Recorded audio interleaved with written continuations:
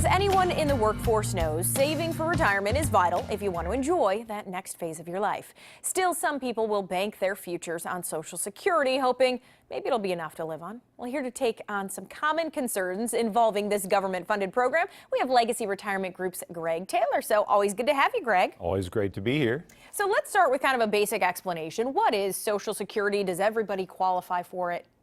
Well, not everybody gets Social Security benefits. You have to have at least 40 quarters working to qualify for Social Security. You need to be 62 unless you're disabled or a widow. Then you can get what are called widow's benefits or disability benefits for Social Security. The maximum age to claim it and actually get an increase is age 70. And the common age right now is 66, or the standard age to retire, what's called full retirement age.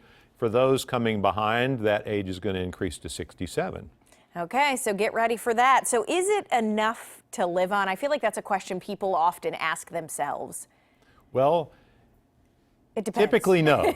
Yeah. Typically no, because, you know, even if you're on the high end of the scale where you get around $2,500 or $2,600 a month, $30,000 a year, can you scrape by on $30,000 a year? I think you could, but it'd be kind of a modest lifestyle if you want to try to scrape by on Social Security.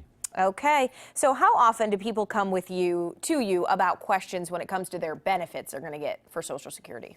Every week we either get phone calls or people sending us emails or people coming in with questions about Social Security, because you've heard a lot of things in the news.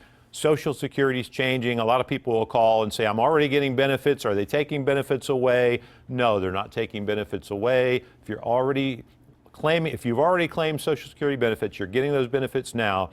There's really no concern with the changes that are going on, but just be aware that there are changes going on if you haven't claimed yet, and you may want to look into benefits that might be available now. Okay, so let's talk about the federal budget bill. There's been a lot of talk about these changes coming to Social Security. So how should that affect the choices that we're making today? Well, the two major things that go away this year, or especially April 29th, and that's why I wanted to talk about that today.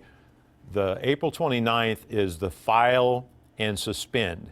And we just had a couple in our office 2 weeks ago that we did the file and suspend for. So he was 67, he filed, she just turned 66, so she filed what's called a restricted application under his, so she could qualify under his benefit, and then he suspended.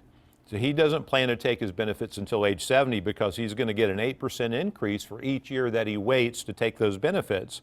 So that the ability for the spouse to file, allow the restricted application to come in, and then suspend your benefits is going away April 29th. So now if you file, you have to just take those benefits. You can't delay it and get a higher benefit later. Okay, so that's one of the big changes too, because that can kind of make or break what somebody's planning to live on. It really can, and it can mean literally over $100,000 during your lifetime that you're going to miss out on by not being able to take that claiming strategy.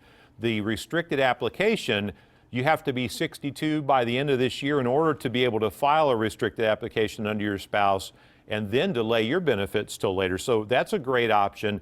So a spouse wants to take a restricted application, half of their husband or wife's benefit, then they could delay their benefit to age 70 and then claim the larger benefit at that time. So there are some great strategies we've been using for years, but some of those are going away. So it's probably best to figure that out, obviously, before that deadline, before April 29th, because people need to figure out what strategy is going to be best for them. They really do. And so many people just wonder, should I take it at age 62? Should I take it at full retirement age? Should I wait till 70? What makes the most financial sense? And there's really not a one-size-fits-all.